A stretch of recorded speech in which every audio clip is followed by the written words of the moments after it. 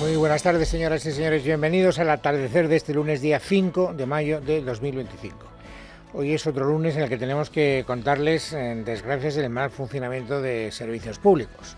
Justo hoy, hace una semana, esto tardaremos en olvidarlo, se produjo el apagón que dejó a oscuras a toda la península ibérica. Por lo tanto, estamos hablando de 50 millones de afectados. Ayer no fueron tantos, pero 11.000 ciudadanos de nuestro país, todos ellos o casi todos ellos residentes en Andalucía, tuvieron que sufrir duros retrasos y momentos de gran tensión al verse atrapados por los más de 30 trenes que sufrieron las consecuencias de una avería dice el ministro, ahora escucharemos que no fue una avería, que fue un sabotaje, en todo caso de una incidencia en la red ferroviaria que une Madrid con Sevilla.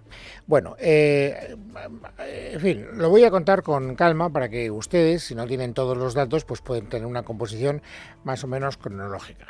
Ayer por la tarde ya tuvimos todos noticia de lo que estaba pasando en esos trenes en el sur y ya escuchábamos a muchas personas absolutamente, en fin, en algunos casos fuera de sí, porque no sabían ni cuánto tiempo iban a estar, los trenes no estaban naturalmente bien habituallados, no había agua, no había alimentos, no se sabía cuánto tiempo iban a pasar dentro de los convoyes, en fin, el desastre que desgraciadamente ya nos empieza a parecer demasiado familiar.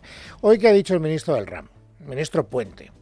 Pues lo que ya nos dijo anoche, que todo ha sido consecuencia de un robo, unos tipos que van y roban cobre en la red ferroviaria. El cable que se roba es un cable que sensoriza las vías, sí, y que es la que nos permite saber en todo momento si hay un tren, si no lo hay. Entonces, esto es lo que se roba ayer. Se roban 150 metros de cobre en doble vía, tanto en un sentido como en otro, en 4 puntos diferentes de la provincia de Toledo, ¿no? Bueno, esto es lo que él cuenta y además mantiene esta tesis después de haber hecho una investigación, dice él, desde que se tuvo noticia de lo que estaba ocurriendo. Es más, lo que él lamenta, esto que acabamos de escuchar, no me acuerdo de decirlo, pero suyo es citar la fuente, son declaraciones a Onda Cero esta mañana. Bueno, pues el ministro Puente dice que además los chorizos que robaron esos metros de cable hicieron un robo de poca monta, porque todo lo que podían sacar al cambio eran poco más o menos 1.000 euros. Tienen medios para cortar y seccionar el cable, tienen información, es evidente, han ido a tiro hecho, han ido a 4 puntos en los que había justo las cajas de seguridad. Si es un robo, estamos hablando de, no sé, 1.000 euros como mucho, lo que les puede haber supuesto a los que lo hicieron ayer, pero los daños, pues fíjense, terribles. Bien, esto es lo que pasa de manera original, es decir, este es el origen, según Puente, vuelvo a repetir, de lo que ocurrió ayer en esa red ferroviaria. Pero es que después, en la entrevista que le hacía Carlos Alsina esta mañana en Onda Cero, él ha añadido una segunda contingencia, que todavía agrava más el problema, y es que cuando ya se está tratando de restablecer el problema, como consecuencia del robo de ese cable de cobre, se produce una incidencia no prevista, y es que, según él, lo van a escuchar, un tren de la compañía Irio se queda enganchado en la red ferroviaria. A eso se suma que en esa misma zona, no sabemos si porque los trenes tuvieron que detenerse, uno de los trenes, un Irio, pues se ve que al reanudar la marcha enganchó con catenaria y produjo un problema adicional, porque ese tren se quedó parado y nada, lo tuvimos que transbordar, tuvimos que sacar otro tren Irio desde Atocha, transbordarlo. Esto es lo que dice Puente. Tengo que decir que hace pocos minutos, a través del Español, he conocido una noticia que tiene como fuente a la propia compañía ferroviaria Irio, compañía privada, que contradice al ministro Puente y dice que su tren no se quedó enganchado a la catenaria, tal y como ha explicado el ministro del ramo. Por lo tanto, aquí tenemos una controversia, una contradicción, que me imagino que podremos ir esclareciendo conforme pasan las horas. Saben ustedes que cuando se produce una desgracia de esta naturaleza, lo primero que dice el gobierno es: no nos precipitemos, hay que tener muy claro qué es lo que ha ocurrido. Luego, cuando nos toque hablar del apagón, volveremos a escuchar ese argumento de manera recurrente, y además lo hemos venido escuchando durante todos los días consecutivos, desde el lunes pasado, que es cuando se produjo el apagón. Bueno, en este caso Puente se ha hecho fuerte en el argumento que acaban de escuchar, pero ya entra en una contradicción con Irio que vamos a ver cómo se solventa. Mientras tanto, ¿qué es lo que está pasando? Desde el punto de vista, digamos, de lo que es el ambiente político, pues que naturalmente la oposición está utilizando este acontecimiento de ayer para poner de manifiesto la mala capacidad de gestión del gobierno de Sánchez. del gobierno socialista, que es el gobierno que tenemos en España. Y además están poniendo, yo creo que el acento donde deben, porque a veces se pone donde uno no debe, pero no están criticando tanto el hecho de que sea un sabotaje o deje de serlo, tampoco lo están poniendo en duda, hasta donde yo sé. Lo que están diciendo es, el gobierno falla una vez más en la desinformación al ciudadano. Es un poco lo que se está diciendo cuando ahora repasamos con la perspectiva que da el tiempo lo que ocurrió en el apagón. La gente no culpa a Sánchez del apagón, o por lo menos mayoritariamente no es esa la gran, digamos, acusación que se dirige contra él, sino el hecho de que tardara 6 horas y que no informara. Y que los ciudadanos no tuvieran ni la más remota idea de cuál era la manera que tenía de proceder, a qué tenían que atenerse durante ese tiempo. Esa desinformación es la que yo creo que le está haciendo más daño al gobierno. Hemos conocido, por cierto, este fin de semana un par de encuestas, una de ellas del CIS, por cierto, donde efectivamente la palabra desinformación está suscrita por más del 60% de los ciudadanos de este país, cosa que me imagino que a Sánchez no le habrá sentado muy bien. Bueno, pues yo creo que en base a esa experiencia, lo que está haciendo el principal partido de la oposición, no solo él, también otros grupos de la oposición, es poner el acento en la desinformación que ayer padecieron las personas que tuvieron que pagar en su propio cuerpo las consecuencias de ese parón ferroviario. Escuchen a Borja Semper. Este gobierno permitió que una veintena de trenes salieran hacia su destino sabiendo que iban a sufrir retrasos. Por si esto fuera poco, asistimos también a un gobierno claramente desinformador. La semana pasada, en relación con el apagón, la respuesta del gobierno fue generar confusión, caos y desinformación. Y lo que estamos viendo también en las últimas horas en relación con los graves retrasos sufridos por los trenes es también un ejercicio más de desinformación. La palabra es desinformación, la que más utiliza Borja Semper. Ha habido un rifirrafe, ahora lo repasaremos también, especialmente intenso con la Comunidad de Madrid. En Madrid siempre hay caja de resonancia. Cuando hay un problema, Madrid se convierte un poco en el altavoz, ¿no? Y además, como también Isabel Díaz Ayuso se convierte en la depositaria de muchas de las iras del Partido Socialista, pues todo converge en Madrid, más antes o después. Lo digo porque una de las personas que han suscrito esta misma teoría de la desinformación ha sido el portavoz del Partido Popular en la Asamblea de Madrid, Carlos Díaz Pache. Pero lo que no puede ser es que nos escudemos en un sabotaje para no dar respuesta, para que los usuarios de esos trenes no tengan información, para que no llegue alguien a surtir a los pasajeros que están ahí de un transporte alternativo, para que no les ofrezcan agua, comida. Es que aquí estamos en un país tercermundista donde nadie da respuesta. Esta es la gran cuestión. Insisto, a mí me parece que esta es la acusación política que tiene más envergadura. Aquí ya no estamos hablando de cuestiones ideológicas ni nada parecido, sino de la capacidad, o mejor dicho, de la incapacidad para improvisar, para solventar, para ofrecer soluciones a las personas que están padeciendo situaciones, desde luego, indeseables. Bueno, y de hecho, refleja muy bien lo que hemos estado escuchando durante las últimas horas. Es decir, cuando los medios de comunicación se acercaban a las personas que estaban tiradas en las estaciones, esperando al tren, o esperando a subirse al tren, en cualquiera de los casos, la explicación siempre era la misma: es que no tenemos ni idea de lo que está pasando. La falta de información, ¿no? En un país civilizado que lo único que sepamos es por la radio, pues que menos que un mensaje o se van a suspender los trenes o oye, os podéis ir porque al fin y al cabo están jugando con nuestro tiempo. Vamos para Barcelona y bueno, no tenemos ninguna noticia. Ahora mismo parece que empiezan a salir algunos trenes, pero lo malo de esto es la información, que no dan ninguna información. Lo estoy mirando en Google a ver qué ha sucedido porque aquí la gente no sabe qué decirme. Entonces, bueno, Google no sé si es exacto o no, pero por lo visto había una avería, no sé dónde ni qué, pero bueno. Pues estas son algunas de las reacciones espontáneas en la estación de Santa Justa. Si nos fuéramos a otras estaciones que también fueron afectadas, escucharíamos testimonios muy parecidos, pero es unánime la queja. Es decir, explíqueme qué pasa, dígame a qué atenerme. Al final hubo que esperar bastante tiempo para que, a través de la megafonía de las estaciones, se pudiera emitir este mensaje. Se encuentra suspendida la circulación en dirección a Madrid. Están todos los trenes parados en la línea. Aventuramos que puede ser larga la espera. Es decir, estamos hablando de un entorno de entre 5 y 6 horas de retraso.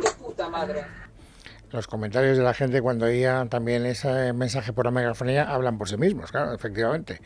Bueno, esta es la información que se les dio, tardía, después de que estuvieran reclamando algún tipo de información. Esto es lo que pasa. Y por lo tanto yo creo que esa es la parte mollar. A mí me parece, esta es una opinión personal.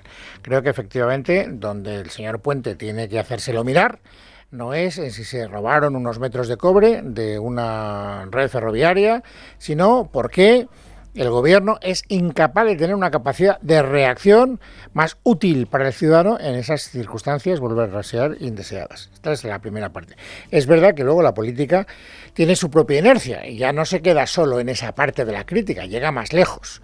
Y a la hora de llegar más lejos, les decía hace un instante, hay que hacer parada y fonda en Madrid, porque Madrid se convierte, lo vuelvo a repetir, en la caja de resonancia de casi todos los males que aquejan a la política española. ¿Quién es una de las voces que más han criticado al gobierno? No solo por la desinformación, también por la desinformación, pero no solo por la desinformación. ¿Quién lo está elevando a categoría? Entre otras personas, no solo ella, pero sobre todo ella, Isabel Díaz Ayuso.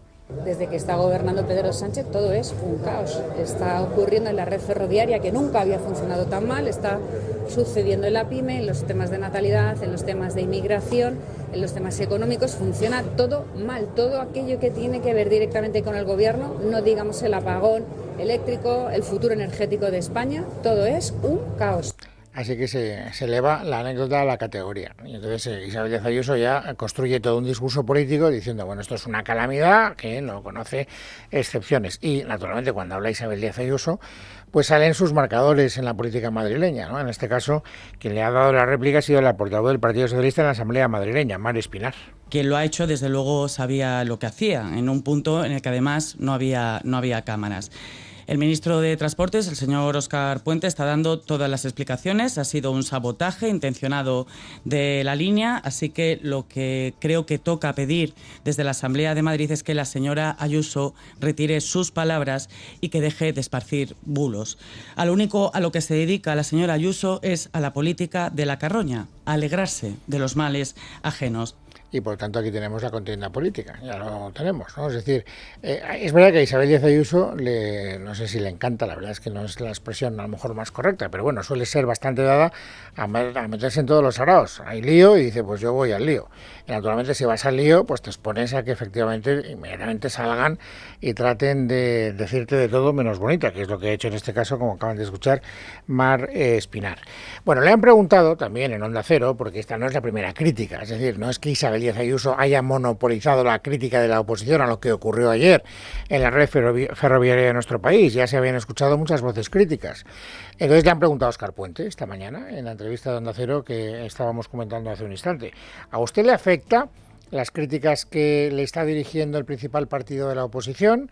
Respuesta del señor Puente. Tenemos una oposición que no desaprovecha la más mínima ocasión para retratarse, ¿no? Pero no me preocupa. En este momento lo que me preocupa es sacar adelante la operativa. Es mi segunda noche sin dormir esta semana, en menos de 7 días, y de lo que se trata ahora es de resolver los problemas, ¿no? Ya, bueno, ahora sí, no tienes más remedio. Me recuerda mucho el argumentario del gobierno, una vez más vuelvo al apagón, ¿no? Es decir, hay que valorar lo poco que tardamos en restituir el servicio eléctrico. Sí, pero ¿y toda la desinformación previa y todo el desconcierto?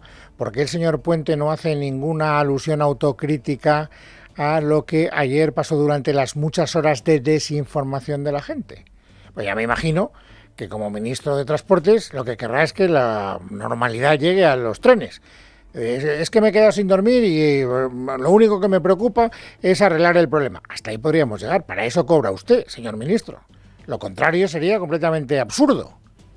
Ahora, me gustaría mucho que usted analizara lo que ha ocurrido en las últimas horas, que se metiera en el pellejo de las personas que estaban dentro de los convoyes o que estaban en las estaciones y que les diera algún tipo de, por lo menos pedirles perdón. Oiga, pues perdón por la reacción tardía, perdón por no haberles sabido informar a tiempo, pero no sé, algo. Pero no, el gobierno no llega ahí ni de lejos, ¿no? Bueno, les decía hace un instante, de todas formas, que la crítica política no es una, digamos, materia exclusiva ni de Isabel Díaz Ayuso ni tampoco del Partido Popular, porque Vox, el otro partido del arco parlamentario del centro derecha o de la derecha, está también muy enfadado. Hoy José Antonio Fuster no ha señalado a Puente, ha señalado directamente a Pedro Sánchez.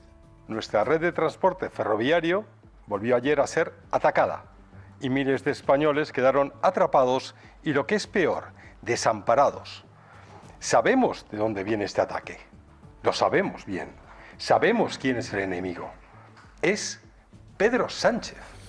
Bueno, y luego podemos distinguir, si queremos ya apurar hasta el extremo, una tercera categoría de críticas. Hemos escuchado la crítica a lo que es la desinformación, que vuelvo a repetir que a mí me parece la parte nuclear, la parte fundamental. Luego está la crítica política por elevación, que es la de Isabel Díaz Ayuso y la de Fuster, que acabamos de escuchar, donde ya la anécdota se convierte en categoría. Y luego hay un tercer nivel de crítica, que es el que ha querido ejercer el presidente de la Comunidad Autónoma Andaluza, que ha sido la comunidad autónoma más afectada por esos más de 30 trenes que se vieron directamente varados en la red ferroviaria. Y entonces, ¿qué ha hecho el señor Moreno Bonilla? Criticar la falta de inversión del gobierno. Es decir, mire usted, tenemos una red ferroviaria, sobre todo en Andalucía, muy calamitosa. Y por lo tanto, cuando se produce una circunstancia de esta naturaleza, pues las consecuencias saltan a la vista. ¿Qué debería hacer el gobierno? ¿Qué le pido al gobierno como presidente autonómico? Que se gaste más pasta en la red ferroviaria andaluza. Pedirle al gobierno de España una importante inversión ferroviaria en Andalucía. Andalucía necesita del interés del gobierno de España en materia ferroviaria. No podemos permanentemente sufrir estos retrasos porque repercute reputacionalmente en nuestro país, en España, repercute también en la capacidad competitiva de Andalucía y repercute en el interés económico de decenas de familias. Bueno, hasta aquí lo que es el relato informativo de la noticia más destacada de las últimas horas. No solo de hoy, ayer por la tarde, porque supimos que la red ferroviaria estaba afectada aproximadamente a las 5 de la tarde, o sea que ya casi hace 24 horas. Pero es que hace una semana, justo hace una semana, el lunes de la semana pasada, sufríamos el apagón. Y ese no solo afectó a 11.000 personas, afectó a 50 millones de personas, que son todas las que vivimos en España, a más si contamos también los habitantes de Portugal. Bueno, ¿qué ha pasado en este tiempo? Pues que el gobierno nos ha dicho que no nos preocupemos, que antes o después sabremos lo que ha pasado. Y que lo que quiere el gobierno es saber, con todo rigor, que es la palabra que ahora están utilizando en el argumentario, qué es exactamente lo que pasó. Y que no se van a precipitar. No les pidamos prisas, porque una mala respuesta no nos lleva a ninguna parte. Esta mañana ha estado la ministra del ramo, Sara Agensen, en Televisión Española. Y entonces lo ha vuelto a repetir. Luego veremos que también lo ha dicho el presidente del gobierno, pero prior in tempore, potior in iure. Es decir, la primera en decirlo ha sido ella y lo ha explicado de esta manera.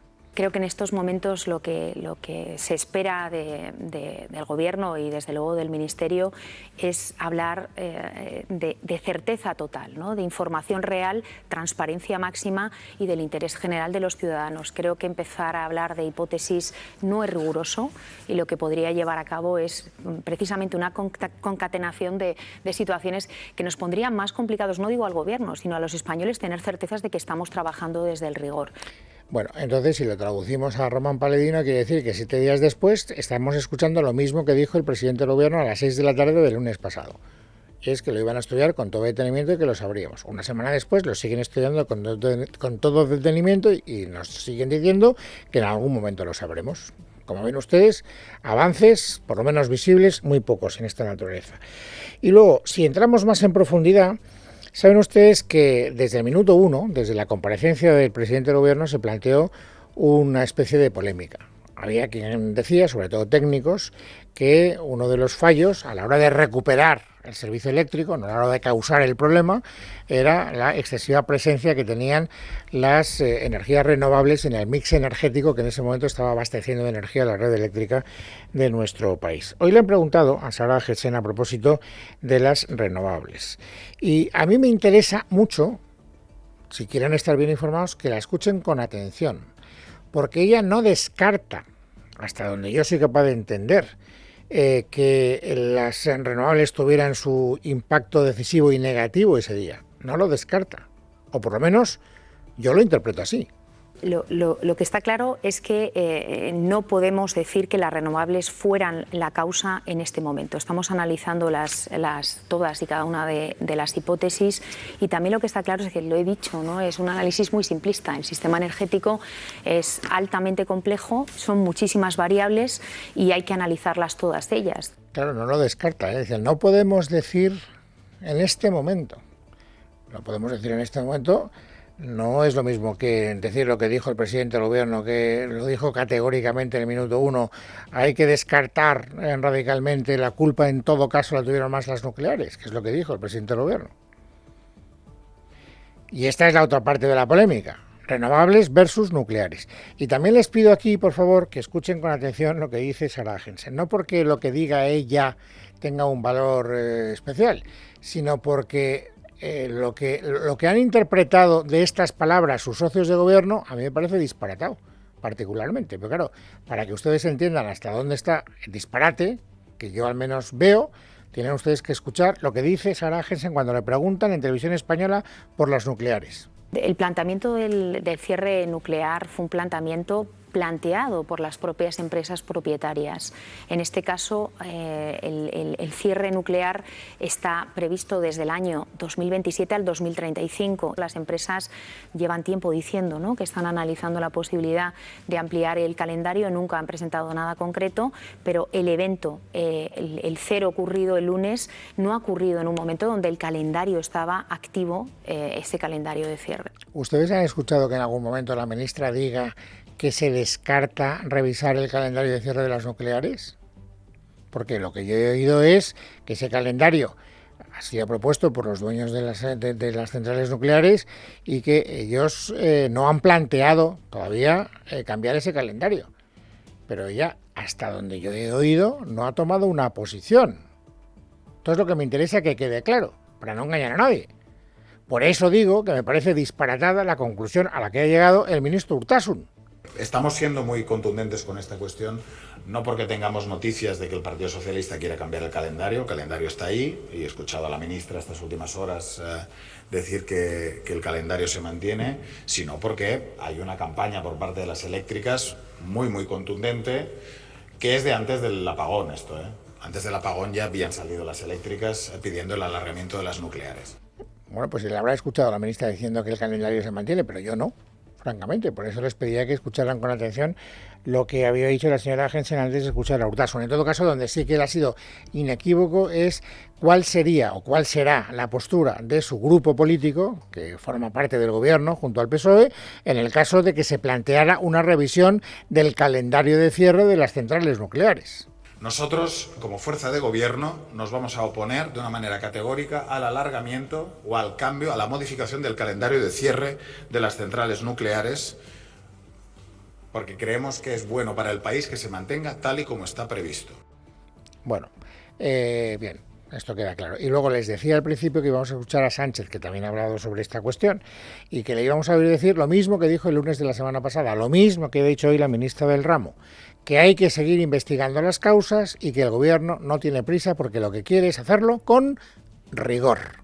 Como saben, hace una semana se produjo un inédito y también grave corte de suministro en toda la península ibérica, también en nuestro país.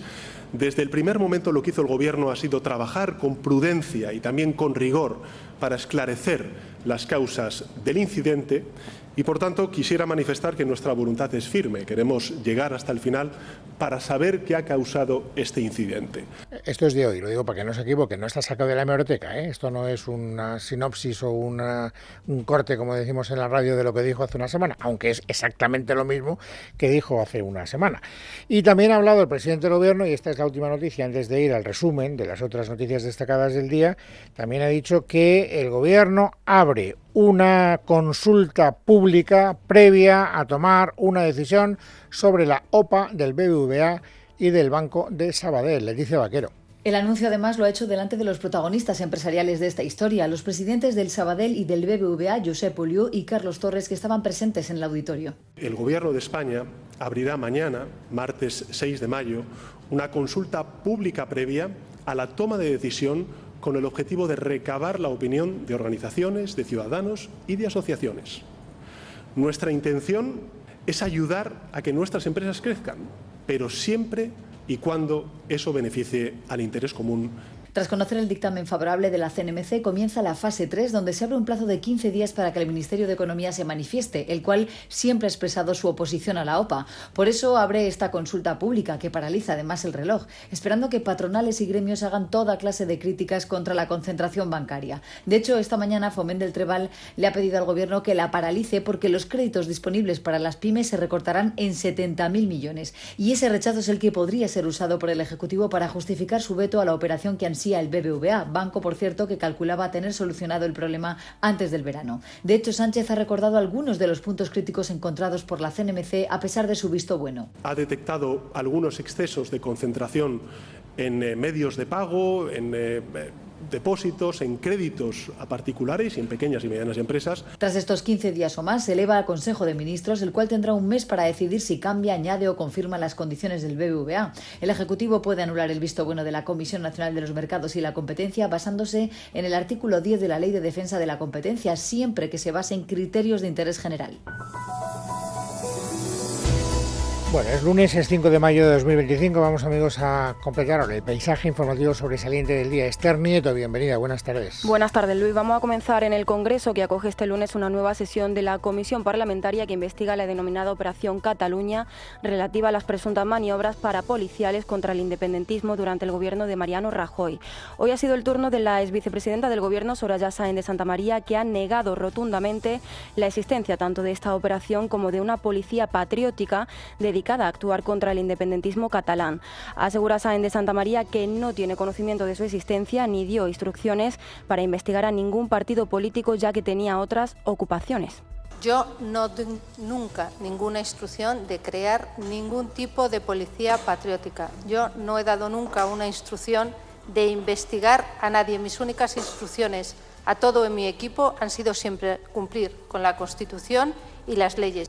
Sáenz de Santamaría se suma así a otros dirigentes del PP como Rajoy y Cospedal, que también han rechazado la existencia de estas prácticas. Esta comisión parlamentaria, impulsada por Esquerra y Junts, a cambio de su apoyo al PSOE para la mayoría en la mesa del Congreso, investiga también el supuesto espionaje a políticos catalanes con el software Pegasus, aunque la vicepresidenta del Gobierno del mismo modo ha negado cualquier vinculación o conocimiento sobre el espionaje al expresidente Artur Mas y ha reconocido que es curioso que dicho informe se publique justo hoy, 10 años después de las supuestas escuchas y coincidiendo con su presencia en el Congreso. Curioso cuando menos, señor Iñarritu. Yo desconozco ese informe, desconozco quién lo ha hecho, desconozco los datos, estas cosas. Yo no tengo conocimientos operativos, señor Iñarritu. A lo mejor tú sí, y viene muy bien ahora saber de esas cosas, pero yo no tengo esos conocimientos operativos. Por cierto, que el expresidente catalán Artur Mas está citado a esta hora para comparecer en la misma comisión y esta mañana ya ha adelantado que estudia querellarse contra el Ministerio del Interior y varios dirigentes del PP después de que un informe forense del laboratorio Citizen Lab vinculado con la Universidad de Toronto en Canadá haya revelado que su teléfono móvil fue espiado con el software Pegasus hasta en 30 ocasiones entre los años 2015 y 2022. La primera vez de ellas fue el 7 de julio de 2015, coincidiendo con las negociaciones para forjar la candidatura de Junts pel Sí a las elecciones autonómicas de ese año, lo ha dicho en RAC 1. Este es un tema que estamos siguiendo desde el principio. Ya hay alguna otra persona afectada que lo ha hecho. Por ejemplo, el presidente aragonés, que estaba en esta misma situación, con una diferencia, porque él estaba en la lista de CNI. No es mi caso, y efectivamente ya le he dicho muchas veces que nos estamos planteando muy seriamente el hecho de presentar una querella en este sentido. Y nuevo choque entre el Gobierno y la Comunidad de Madrid a cuenta de la reducción de la jornada laboral a las 37 horas y media sin reducción salarial que está previsto que mañana apruebe el Consejo de Ministros. Hoy la presidenta madrileña Isabel Díaz Ayuso ha advertido de que la medida será un durísimo golpe para las pequeñas y medianas empresas al aumentar sus costes y dificultar su viabilidad. Del mismo modo, Junts per Catalunya ha anunciado que presentará una enmienda a la totalidad al proyecto de ley del Gobierno para reducir la jornada laboral. Según la portavoz de Junts en el Congreso, Miriam Nogueras, la medida supone un ataque frontal a los autónomos y pymes catalanas y pone en riesgo su viabilidad. Insiste Nogueras además en que el Gobierno ha negociado la norma únicamente con sindicatos estatales sin dar voz al tejido productivo ni a la patronal catalana. Es un ataque frontal a los autónomos y a las pequeñas y medianas empresas de Cataluña. Todas ellas representan el 99,8% del tejido empresarial de Cataluña. Por tanto, defender la pequeña y mediana empresa y defender a los autónomos es lo que tenemos claro que haremos desde Junts per Catalunya, defender a los trabajadores. A esta ley que supuestamente se aprobará mañana en el Consejo de Ministros no se le ha cambiado ni una sola coma y solamente se ha negociado con los sindicatos españoles. A pesar de este movimiento, desde Sumar consideran que la negociación sigue abierta y que la postura de Junts forma parte de la dinámica habitual para influir en el contenido final de la ley. Y por otro lado, el Partido Popular ha confirmado oficialmente su voto en contra del decreto ley del Gobierno que se votará este jueves para responder a los aranceles impuestos por la administración de Donald Trump tras romper las negociaciones al considerar que el Ejecutivo no ha aceptado ninguna de sus propuestas, como la bajada de impuestos y la prolongación de la vida útil de las centrales nucleares. Escuchamos al vicesecretario económico del PP, Juan Bravo. Saben que el Gobierno propone deuda, préstamo y avales, pero no propone un plan. El único plan que ustedes conocen es el plan del Partido Popular. Entonces, si el Partido Socialista, el Gobierno, no quiere aceptar las propuestas que le hacen desde el Partido Popular, que ya les dijimos que no eran del Partido Popular, que era de los sectores, evidentemente no va a contar con el apoyo del Partido Popular. Y atención, porque la Fiscalía de Derechos Humanos y Memoria Democrática ha abierto por primera vez una investigación oficial para esclarecer la muerte de miles de españoles en campos de concentración nazis y la posible implicación de la dictadura franquista en su detención y deportación.